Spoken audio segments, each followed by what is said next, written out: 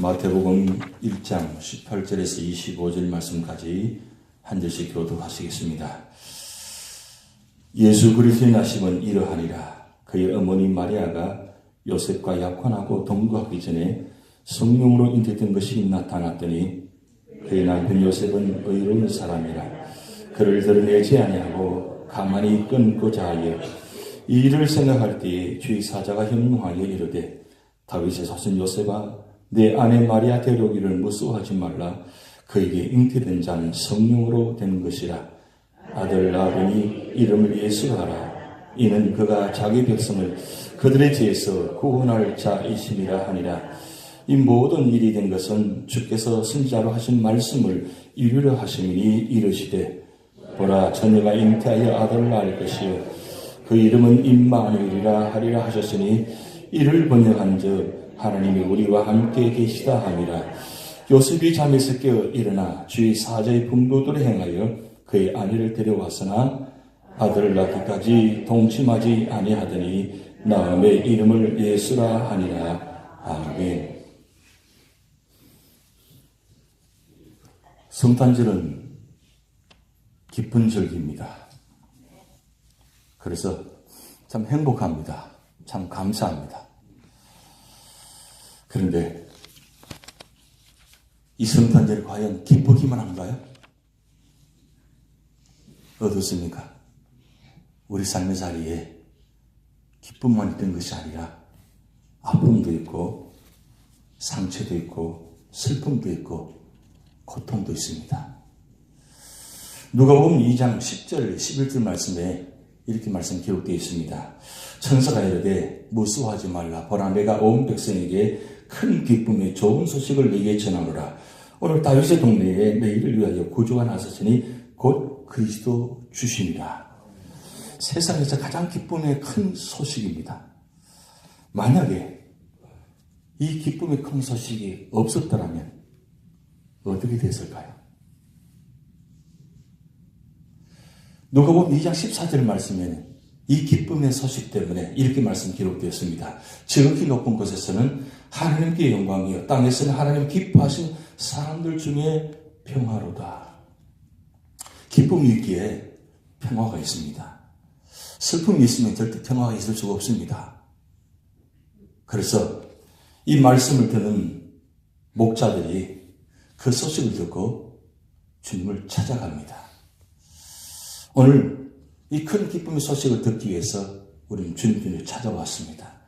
목자가 그 말씀을 듣고 소식을 듣고 예수님을 찾아간 것처럼 오늘도 우리는 주님을 찾으러 나왔습니다. 근데 문제는 이 주님을 찾아오로서 주님의 자리에 앞에서 기쁨이 있어야 되는데 우리 삶의 자리가 그렇게 기쁨이 있는 것은 아닙니다. 근데 정말 이 기쁨의 소식을 우리가 누리려면 전제 조건이 있습니다. 누군가는 희생이 있어야 됩니다. 오늘 본문에는 세 분의 희생의 모습이 나타납니다. 예수님의 복종과 헌신이 있고 그리고 마리아의 순종과 헌신이 있고 요셉의 순종과 헌신의 모습이 나타납니다. 만약에 예수님께서 복종하지 아니하고 헌신하지 않았다면 어떻게 됐을까요? 빌립보서 2장 6절에서 8절 말씀 보면 이렇게 기록되어 있습니다. 예수님께서 어디까지 어느까지 복종하셨는지 그는 근본 하나님의 본체시나 하나님과 동등됨을 취할 것으로 여기지 아니하시고 오히려 자기를 비워 종의 형체를 가지사 사람들과 같이 되셨고 8절 같이 있습니다. 사람의 모양으로 나타나사 자기를 낮추시고 죽기까지 복종하셨으니 그 십자가에 죽으십니다. 여기 낮추어졌다는 이 말씀 속에는 여러 가지 의미가 담겨 있습니다. 여러분 예수님께서 기왕이면 예루살렘의 왕의 아들로 아주 거룩한 부하자에 태어나면 얼마나 좋겠습니까? 그런데 예수님은 그렇게 태어나지 않았습니다. 갈릴리 나사렛의 변방의 아주 시골에 그도 태어날 때도 자리가 없어서 말구유에 그렇게 태어나셨습니다. 그리고 예루살렘 입성하실 때는 좋은 말을 타고 아주 번쩍하면서 아주 기가 막힌 옷을 화려하게 입고 말을 타고 예루살렘 입성하셔야 되는데 그렇게 하지 아니하시고 아주 작은 나귀를 타고 들어가셨습니다. 그리고 그분이 예루살렘에서 내가 왕이다 하고 선포하고 그렇게 통치하시면 얼마나 좋겠습니까? 근데 그렇게 하지 아니하시고 십자가에 못 박혀 죽으셨습니다. 예수님께서 이런 복종과 헌신이 없었더라면 과연 우리는 어떻게 되었을까요? 두 번째 모습입니다. 마리아의 순종과 헌신의 모습입니다. 오늘 18절 말씀에 예수 그리스도의 나심은 이러하니라. 그의 어머니 마리아가 요셉과 약혼하고 동거하기 전에 성령으로 잉태된 것이 나타났더니 동거하기 전에 성령으로 잉태된 것이 나타났다. 이렇게 말씀 기록되어 있습니다.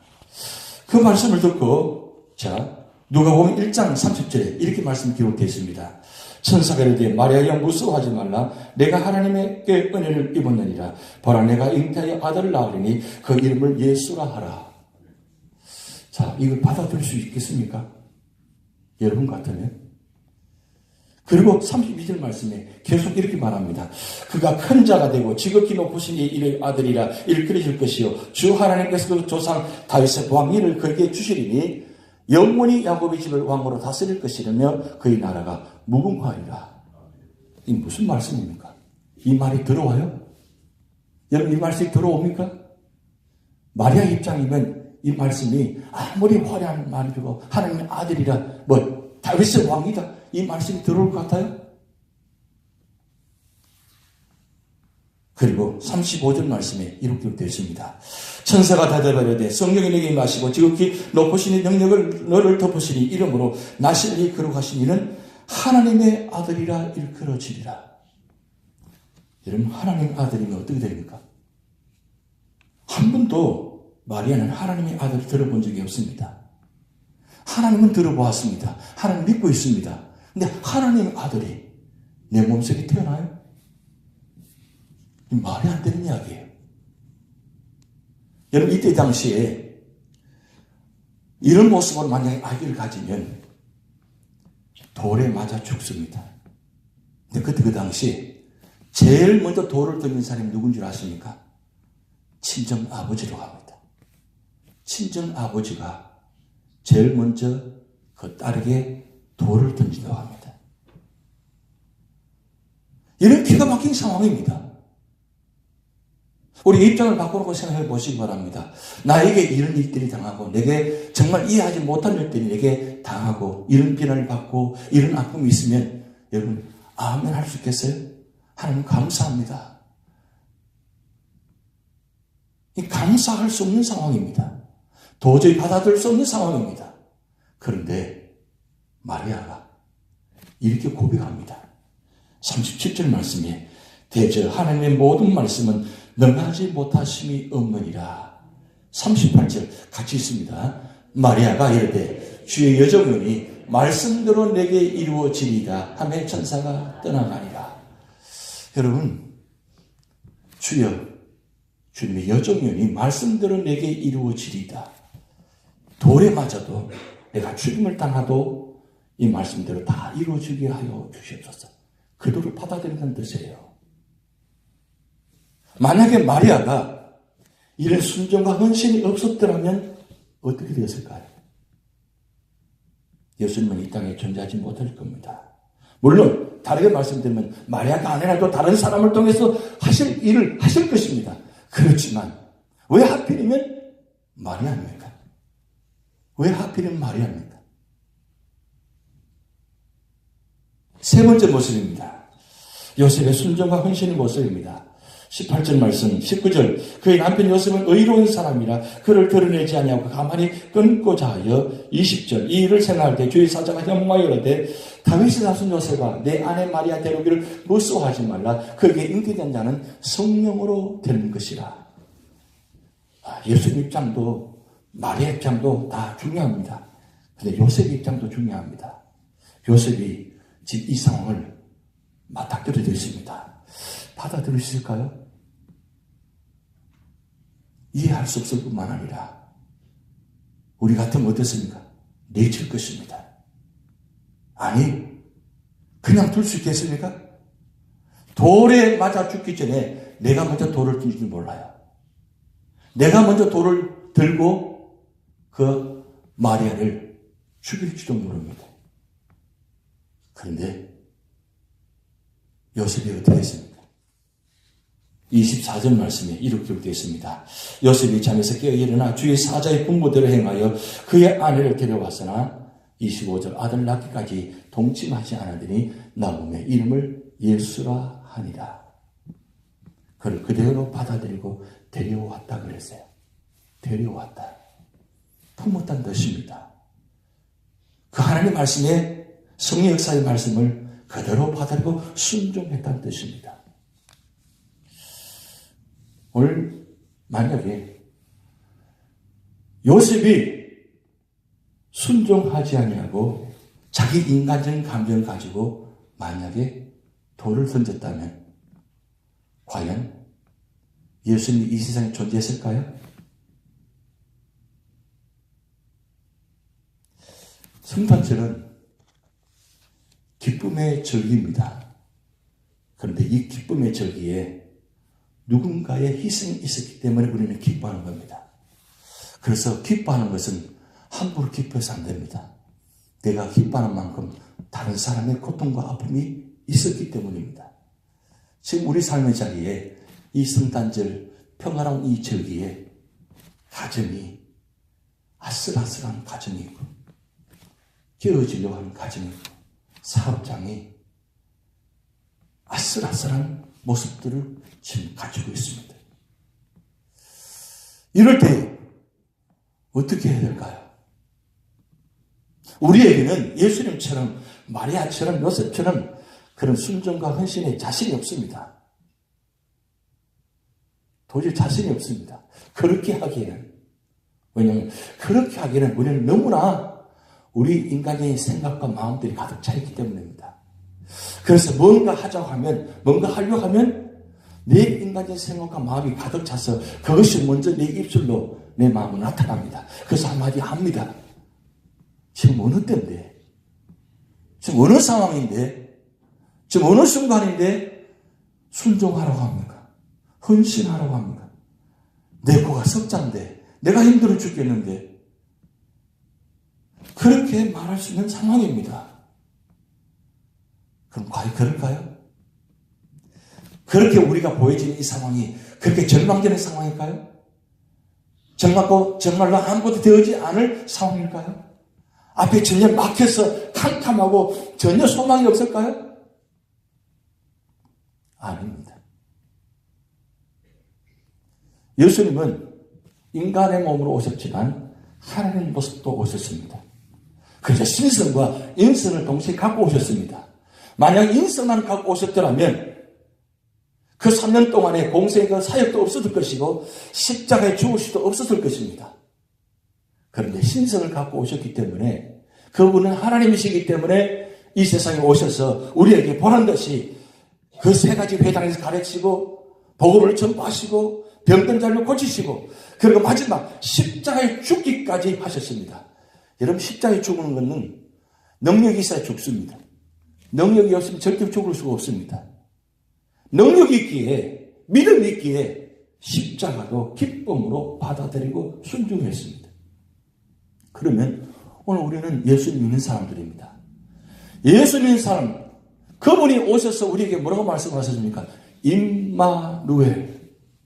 임이란 말은 함께하는 뜻이고 마는 우리 그리고 엘은 바로 하나님입니다. 임마누엘. 임 우리와 함께한다는 뜻이에요. 마누. 그 누가요? 하나님. 그 하나님이 우리와 함께하고 그분을 믿는 자에게 어떤 어려움 안에 십자가도 칠 수 있는 믿음을 주시다는 겁니다. 능력을 주시다는 겁니다. 그러기에 이 십자가의 능력을 통해서 십자가를 지게 되면 고통을 당하는 순간에 순종하면 우리 삶의 자리에 놀라운 기적이 나타납니다. 순종하면 죽습니다. 오늘 본 말씀 보면, 빌립보서 말씀 보면 예수님께서 복종하셨다 그랬어요. 순종이 아니라 복종이라는 단어를 사용하셨어요. 복종. 이 복종이 얼마나 힘든 줄 압니까? 순종보다 더 힘든 것이 복종입니다. 그만큼 복종하기가 힘든 겁니다. 그런데 그 하나님이 우리와 저와 여러분을 위해서 복종하셨습니다. 그러면 우리 삶의 자리에 이 기쁨의 소식을 주셨는데, 그러면 우리는 이야기하죠. 예수님만 하시면 돼요. 마리아만 잘하면 돼요. 요셉만 잘하면 돼요. 제가 여기 와서 가장 많이 들은 단어가 이 단어입니다. 목사님만 잘하시면 돼요. 목사님만 잘하시면 돼요. 제가 그 말을 듣는 순간, 맞아. 목사만 잘하면 돼.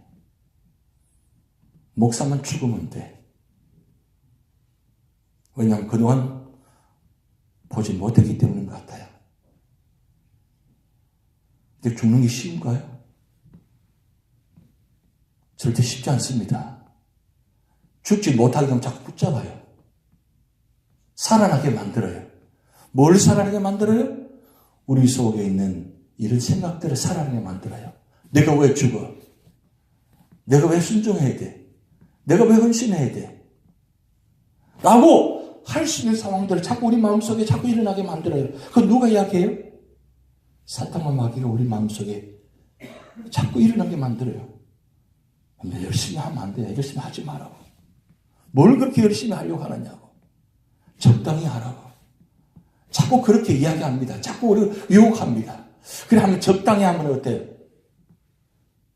우리 이야기하죠. 장로님만 잘하면 된다고. 구역장만 잘하시면 된다고. 그러면 우리 교회, 우리 평안할 거라고. 우리 구역 잘 될 것이라고. 과연 그럴까요? 구역장만 잘하면 돼요? 장로님들만 잘하면 될 것 같아요? 목사만 잘하면 될 것 같아요? 아닙니다. 오늘 이 본 말씀 통해서 예수님도 마리아도 요셉도 다 함께 순종하고 헌신했습니다. 결국 다 함께 순종 헌신 이루어질 때에 나만 순종하고 헌신해서는 이루어지지 않는다는 뜻입니다. 예수님께서 마리아의 몸으로 오실 때 어떤 마음으로 오셨을까요? 분명히 마리아 몸으로 오시면 마리아가 받아들이기 힘들 거 아실 것입니다. 그런데도 마리아의 몸으로 오셨어요. 요셉에게 오셨습니다. 요셉이 받아들이기 힘들 것을 아셨을 것입니다. 그런데 요셉에게 오셨습니다. 근데 왜 그렇게 오셨어요?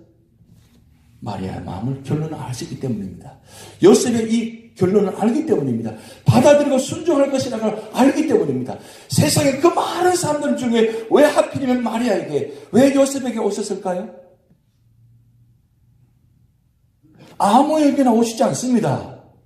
수많은 사람, 어떻게 보면 마리아보다 더 좋은 사람, 요셉보다 더 훌륭한 사람이 많았을 것입니다. 그런데 그렇게 눈여겨보았는데, 눈여겨보고 준비하고 기도하다가 하나님 계획하는 가운데 마리아에게 요셉에게 오신 이유가 무엇입니까? 결국 마리아만이, 요셉만이 할 수 있는 일을 하신다는 뜻입니다. 그에게 마리아에게 찾아오셨습니다. 그에게 요셉에게 찾아오셨습니다. 그렇다면 오늘 누구에게 오실 것 같아요? 누구에게 오셔야 돼요? 누구에게 오셔야 이 기쁜 소식이 나타나야 돼요? 기왕이면 나에게 오시지 않겠어요? 나에게 오셔서 이 기쁜 소식을 온 세상에 전하는 소식자가 되지 않겠습니까? 이 귀한 축복을 내가 받아야 되지 않겠습니까? 여러분 어떻습니까? 그걸 받고 싶은 마음 계세요? 이 성탄절에 주님 나에게 오셔옵소서.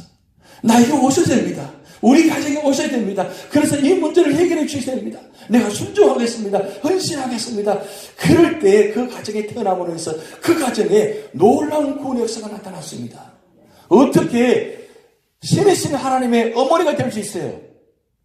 신이신 하나님의 아버지가 될 수 있어요? 이거는 하나님만이 할 수 있잖아요. 그런데 하나님께서 축복하셔서 마리아에게 예수님의 어머니가 되는 축복이 되었어요. 예수님의 요셉에게 아버지가 되시는 축복을 되게 하셨어요. 이게 얼마나 놀라운 축복입니까? 이런 이야기가 있습니다. 어느 목사님 가정에 목사님께 갑자기 밤에 전화가 왔습니다. 전화가 온데 엄마가 돌아가셨다는 소식을 들었습니다. 전화가 왔습니다. 그래서 그 밤중에 목사님 막 달려갔습니다. 달려갔는데 거기 달려가 보니까 어린 딸이 있습니다. 어린 딸이 목사님 보자마자 목사님 손을 잡고 목사님 우리 어머니 살려주신답니다. 어머니 살려주세요. 이 목사님이 어머니 살려달라고 하니까 한 번도 살려달라고 기도해 본 적 없거든요. 이미 죽으면 끝난 상황이니까 기가 막힙니다. 그래서 하도 어린 딸이 하도 간청하니까 이 목사님이 그 죽은 어머니를 붙들고 기도합니다. 하나님 살려주셔야 됩니다. 살려주셔야 이 어린 딸을 보아도 살려주시옵소서. 그렇게 기도했는데 어머니가 꿈쩍도 안 해요. 그러니까 어린 딸이 이렇게 말합니다. 내가 이럴 줄 알았다니까.